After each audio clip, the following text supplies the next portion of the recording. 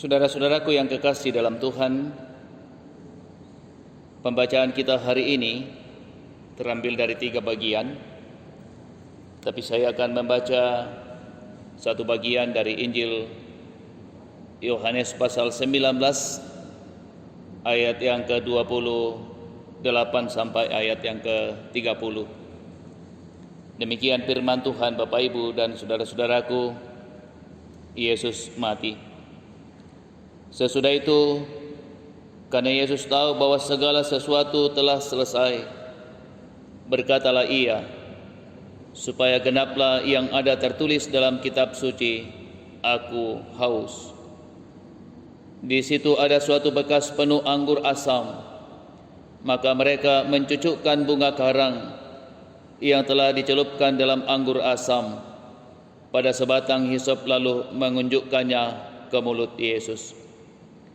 Sesudah Yesus minum anggur asam itu, berkatalah Ia, "Sudah selesai." Lalu Ia menundukkan kepalanya dan menyerahkan nyawanya. Tema kita hari ini, Bapak, Ibu, dan saudara-saudaraku yang kekasih dalam Tuhan, dalam perayaan Jumat Agung saat ini, diambil dari ayat yang ke-30. Sesudah Yesus meminum anggur asam itu, berkatalah Ia, "Sudah selesai." Sudah selesai.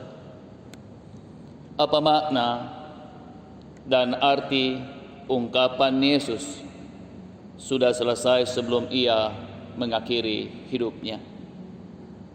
Tentu mungkin ada banyak orang yang mengatakan bahwa ungkapan itu adalah ungkapan kekesalan, ungkapan rasa frustasi, karena Yesus kemudian harus mengakhiri hidupnya di kayu salib.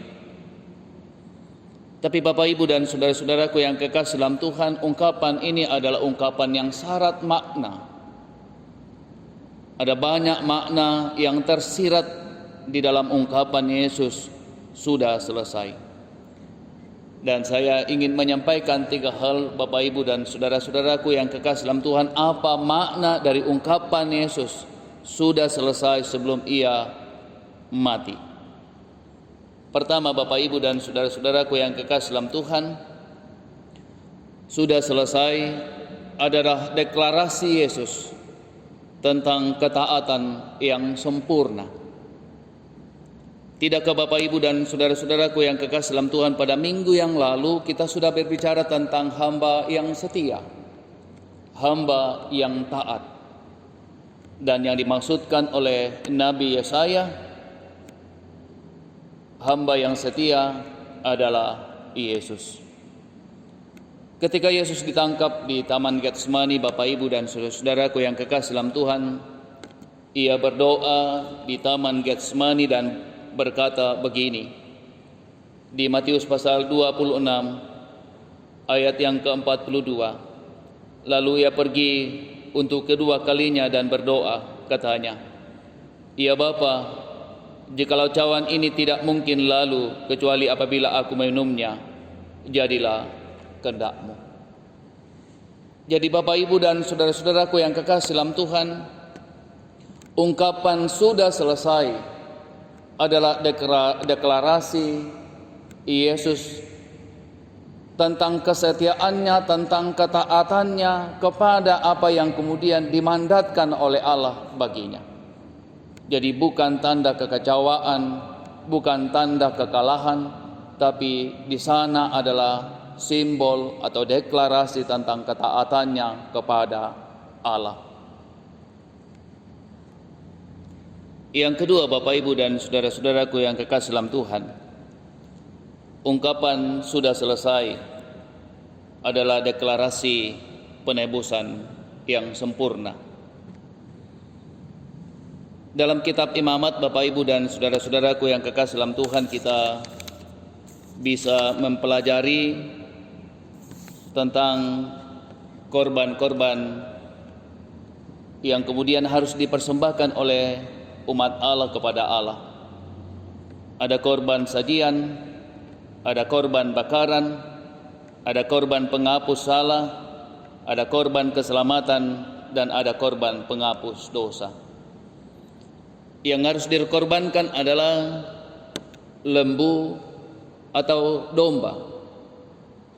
Dan darah anak domba atau darah lembu itu adalah penghapus dosa.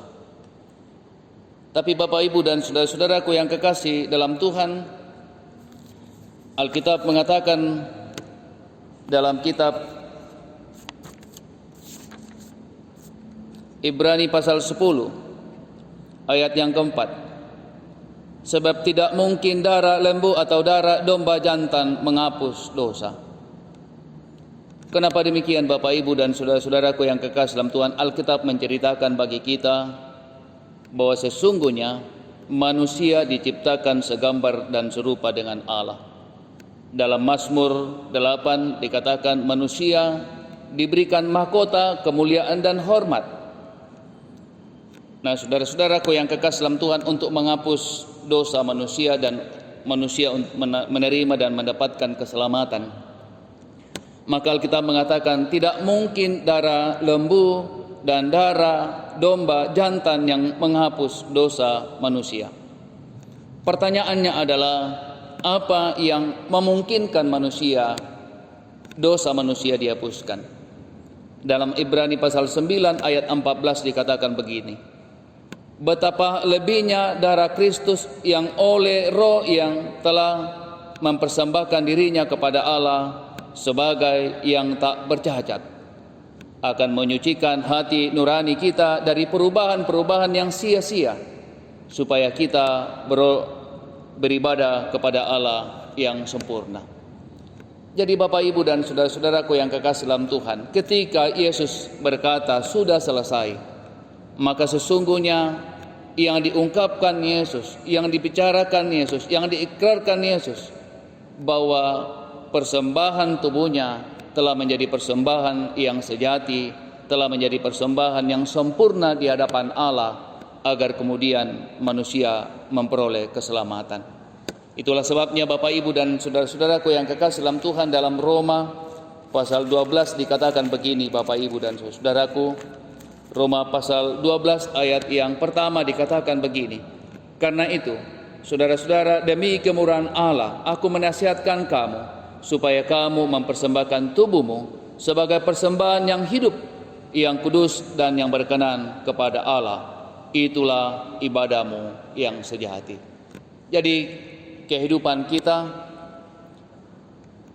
adalah persembahan yang sejati kepada Tuhan. Segala kehidupan yang Tuhan anugerahkan bagi kita adalah persembahan yang hidup dan persembahan yang berkenan di hadapan Tuhan. Yang ketiga Bapak Ibu dan saudara-saudaraku yang kekasih dalam Tuhan, makna dari ungkapan Yesus sudah selesai adalah deklarasi pendamaian antara Allah dan manusia. Kalau kita membaca kitab Kejadian pasal 3 ayat 23 sampai 24, saya baca bagian ini Bapak Ibu dan saudara-saudaraku. Kejadian pasal 3 ayat 23 sampai 24. Lalu Tuhan Allah mengusir dia dari taman supaya ia mengusahakan tanah dari mana ia diambil. Ia menghalau manusia itu, dan di sebelah timur Taman Eden ditempatkannya beberapa kerub dengan pedang yang menyala-nyala dan menyambar-nyambar untuk menjaga jalan ke pohon kehidupan. Jadi kejatuhan manusia ke dalam dosa, kejatuhan Adam dan Hawa ke dalam dosa, ada jarak pemisah antara Allah dan manusia.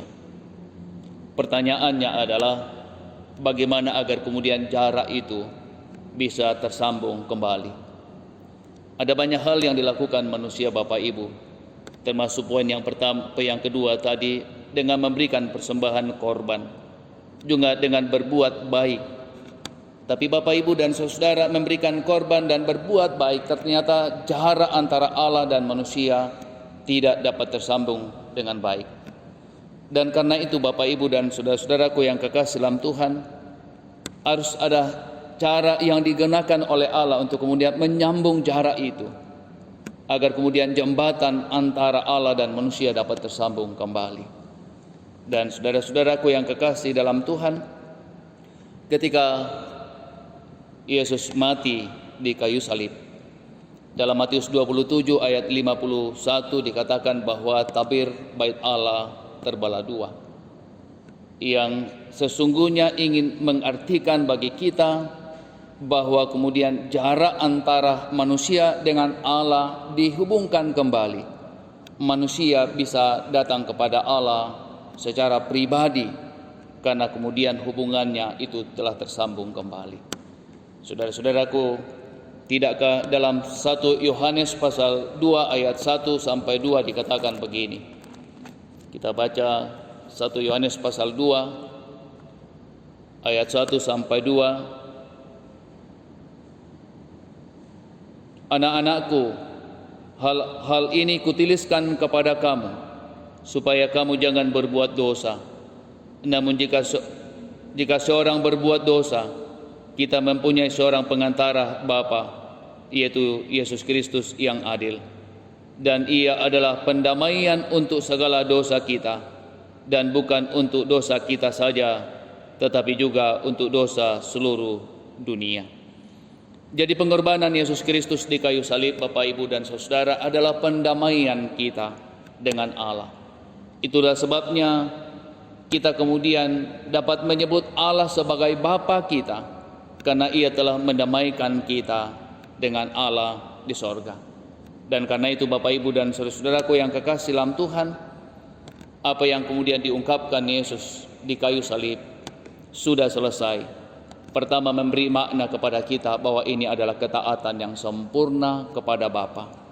Yang kedua, deklarasi penebusan yang sempurna. Dan yang ketiga, deklarasi pendamaian yang sempurna. Semoga kita semua dapat menikmati kehidupan kita dalam perayaan Jumat Agung hari ini. Walaupun kita tidak dapat berjumpa di rumah Tuhan di gereja, tapi kita percaya bahwa kasih sayang Tuhan akan terus menopang kita, memberkati kita dalam menjalani kehidupan yang Tuhan anugerahkan bagi kita sekalian. Tuhan Yesus memberkati Bapak, Ibu, dan saudara-saudara sekalian. Amin.